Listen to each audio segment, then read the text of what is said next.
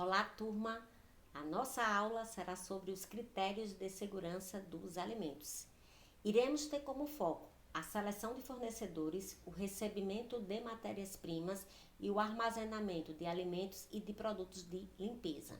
Na seleção de fornecedores, gente, nós devemos sempre escolher produtos de boa procedência, evitando produções clandestinas ou até mesmo inadequadas. Uma das formas da gente evitar produtos de mal procedência é fazer uma visita técnica. Nessas visitas técnicas, nós vamos observar as instalações, forma de produção, o respeito das temperaturas das salas de produção, alimentos de origem animal, muitas vezes para serem processados, eles necessitam de salas refrigeradas, então isso deve ser observado. A higienização daquele estabelecimento, as boas práticas de manipulação dos colaboradores daquela empresa, daquele fornecedor e também o registro daquele produto. Se aquele produto é de uma empresa que atende a nível nacional, ela vai ter o selo de inspeção federal, que é o CIF, a nível estadual o CIA ou a nível municipal o SIM. No carimbo, o que é que a gente observa? O nome do Ministério da Agricultura, o nome do país, o número do registro do estabelecimento e quem é que está fiscalizando, se é o CIF, se é o CIA, se é o SIM. Nesse site nós temos algumas informações. Nessas visitas técnicas nós também podemos observar se aquele produtor utiliza de equipamentos ou meios para o controle das boas práticas de manipulação ou de produção daquele alimento. E se durante essa visita técnica for percebido que a empresa não tem um controle rigoroso da sua linha de produção ou não tem estruturas, instalações adequadas, a orientação é de não manter a relação de fornecimento. Uma outra forma de selecionar fornecedores é conhecer a marca por meio dos parceiros de mercados ou de buscas em sites especializados. Hoje a internet e as mídias sociais facilitam que a gente tenha todas essas informações de um estabelecimento, um produtor de alimentos. Um outro critério na seleção de fornecedores é observar a rotulagem daquele produto. Se aquela rotulagem está completa, se ela tem a marca do produto, o tipo de produto, quais são os ingredientes, ou a data de fabricação, a data de validade, hoje optativo, se você usa a data de fabricação, você diz o tempo de validade daquele produto, ou a data de validade, o nome do fabricante, o CNPJ, os meios de contato, e-mail, telefone, WhatsApp, endereço do fabricante e as informações nutricionais do produto, como também a quantidade e o peso. Empresas maiores têm inclusive o controle de lote e as condições de armazenamento registrado em planilhas, com todo o controle da temperatura de armazenamento ou da origem da matéria-prima presente naquele alimento. Agora vamos falar, gente, sobre o recebimento da matéria-prima. O que é que a gente precisa conferir? Então, a primeira coisa é o prazo de validade dos produtos. Se aquele alimento, se aquele produto está dentro do seu prazo de validade. Segundo, a integridade da embalagem, se ela tem furos, se ela está amassada, se ela está muito suja. Fazer uma avaliação sensorial da cor, da aparência, do odor, da textura, se for seguro, inclusive do sabor. Monitorar a temperatura dos alimentos perecíveis. A gente deve saber se ele é refrigerado, se ele é congelado, porque as temperaturas para o recebimento desses produtos são diferentes. Para os alimentos congelados, a temperatura recomendada é que seja de, no mínimo, menos 18 graus Celsius, tendo tolerância de até menos 12. Não havendo um termômetro, a gente pode observar se ele está duro como pedra ou se ele tem sinais de descongelamento, que são gotículas de água na superfície da embalagem, por dentro ou por fora. Se for produtos de origem animal, geralmente a carne, quando ela é congelada e descongelada, ela libera componentes que dão coloração, a mioglobina ali, deixando aquele gelo com aspecto de vermelho. Se forem alimentos refrigerados, a temperatura de recebimento deve ser de no máximo 10 graus Celsius, mas o preferível é que seja de 4 graus Celsius. observando sempre as especificações do fabricante. Por exemplo, um peixe, o ideal é receber ele entre 2 e no máximo 3 graus Celsius. Estabelecimentos grandes de médio porte possuem o que a gente chama de câmaras primárias, que são as câmaras frias que estão recebendo aqueles produtos. Então, nessas câmaras é permitido o armazenamento de caixas de papelão. Porém, nas câmaras de estocagem não são permitidas as embalagens secundárias e terciárias. Elas devem ser descartadas para o estoque daquele produto. Os produtos durante o recebimento que não forem aprovados, eles devem ser imediatamente devolvidos. Quando isso não ocorrer, o ideal é que a gente tenha um local de armazenamento daqueles alimentos e com identificação daquele produto, evitando que ele seja utilizado. Agora vamos falar sobre o armazenamento de alimentos. Então, alimentos não perecíveis que são armazenados na temperatura ambiente, o ideal é que essa temperatura não fique acima de 25 graus Celsius. Alimentos congelados, a temperatura de armazenamento é de 0 a menos 18 graus Celsius. E alimentos refrigerados, a temperatura indicada é de 0 a 10 graus Celsius. Lembrando que essa temperatura ela vai implicar no prazo de validade de um produto. Se um produto ele tem 90 dias de prazo de validade congelado, se ele não está na temperatura de congelamento, ele não vai ter uma validade de 90 dias. Então, é por isso que essas temperaturas, essas faixas de temperatura, elas precisam ser respeitadas e monitoradas. Alimentos não perecíveis, que são armazenados no que a gente chama de estoque seco, devem estar limpos, sem umidade e organizado. É proibido o uso de estrados de madeira. O indicado é que eles sejam de plásticos, de aço inoxidável, até mesmo de alumínio. Não devem existir resíduos de alimentos nesses ambientes. Os resíduos, eles atraem roedores, atraem pragas. Então, evitar que caiam sobras de alimentos ou que embalagens se rompam e que fiquem sobras de alimentos por aquele ambiente. Não estocar junto aos alimentos materiais que estão fora de uso. É muito comum nos locais de armazenamento de alimento, de estoque, a gente chegar lá e ter um equipamento que está parado há anos ou meses ali ocupando espaço junto com os alimentos. Isso não é permitido.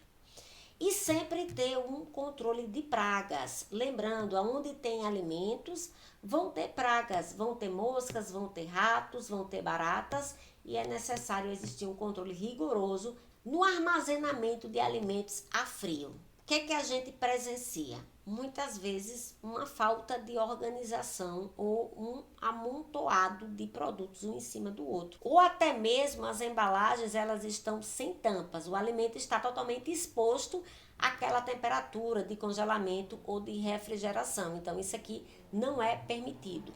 Então os alimentos eles devem estar em embalagens fechadas e com identificação, com o nome, a data em que ele foi aberto, o prazo de validade ou o tempo de uso que ele deve ter. Respeitar os limites de volume ou a capacidade daquele freezer ou daquela geladeira, para que todo o alimento, inclusive o ponto frio do alimento, atinja aquela temperatura de congelamento ou de refrigeração. Então, muitas vezes, os freezers eles ficam tão cheios que não há condições de circulação de ar para que todo o alimento atinja o congelamento. De uma forma geral, o que é que devemos observar no armazenamento de alimentos?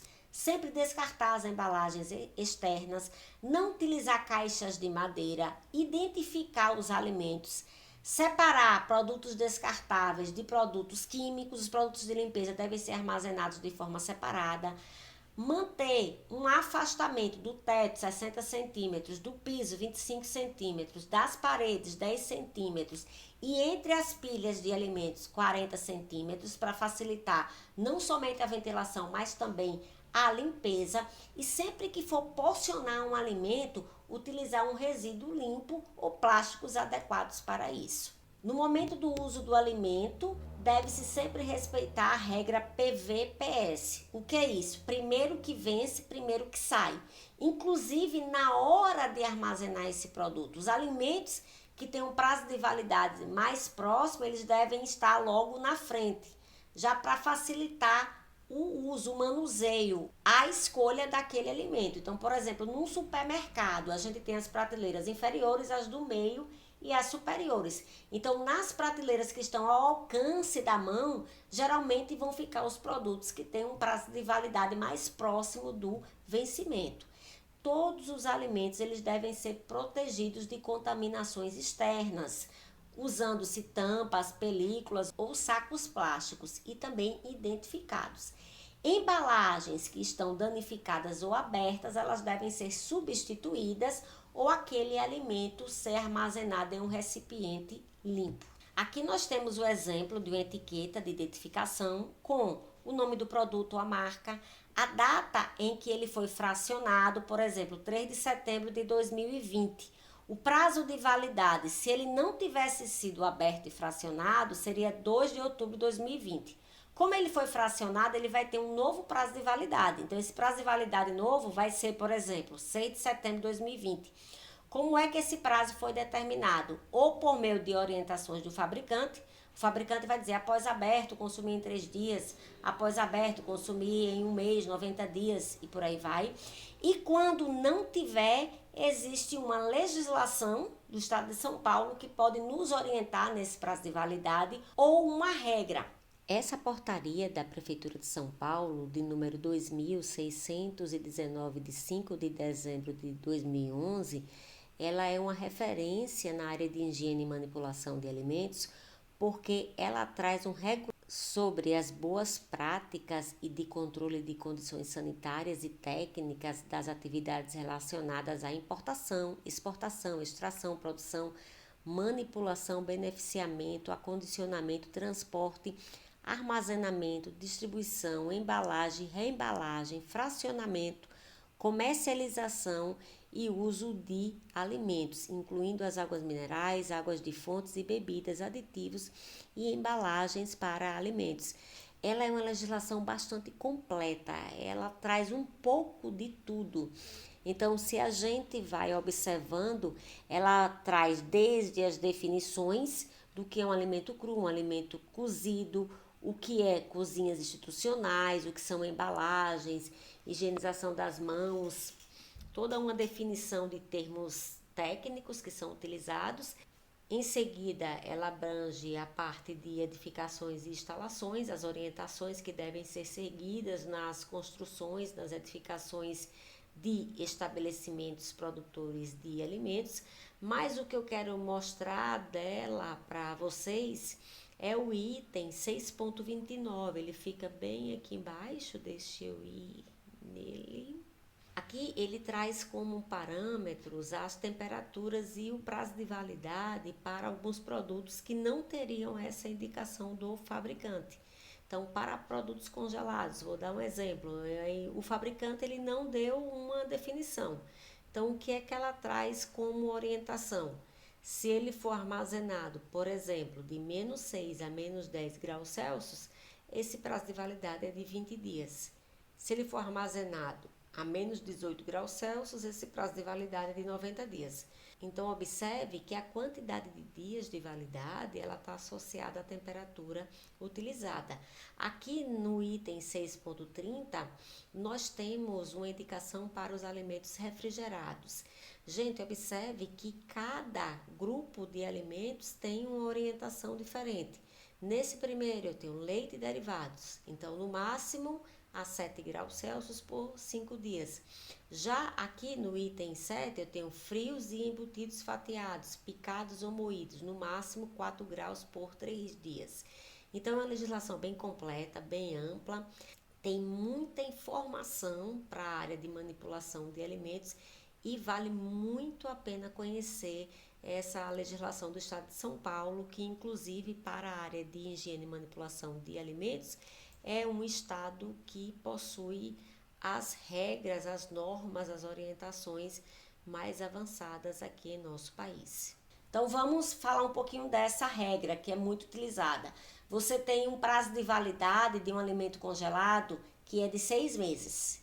E ele foi porcionado, ele foi aberto, ele foi dividido e ele vai precisar ter um novo prazo de validade. Porém, o fabricante ele não informou, tá? Só lembrando que o fabricante ele tem a obrigação de dar essa informação na embalagem, mas vamos supor que ele não deu. O que é que a gente pode fazer? É dividir aquele prazo máximo de validade, então seria 6 meses na embalagem fechada e congelado. Eu divido esses 6 meses por 4, dá 1 mês e meio, e esse produto fracionado e armazenado da mesma forma, ou seja, congelado, ele vai cair para 1 mês e meio. Então, eu vou indicar ali na ficha de identificação o novo prazo de validade daquele produto. Sempre fazer um controle de temperatura do freezer, que deve estar entre menos 18 e menos 12 graus Celsius, da geladeira de 0 a 10, é interessante que ela fique de 0 a 4 graus, ter um planejamento para a limpeza, e essa limpeza, ela também envolve a desinfecção desses locais, desses equipamentos, da geladeira, do freezer, que é o quê? Não é somente passar água com algum detergente neutro ou um pano úmido, mas também utilizar uma substância desinfetante apropriada para aquele equipamento. Evitar acúmulos de gelo, principalmente nas geladeiras mais comuns. Atualmente a gente tem geladeiras ou freezers que eles não fazem esse acúmulo de gelo.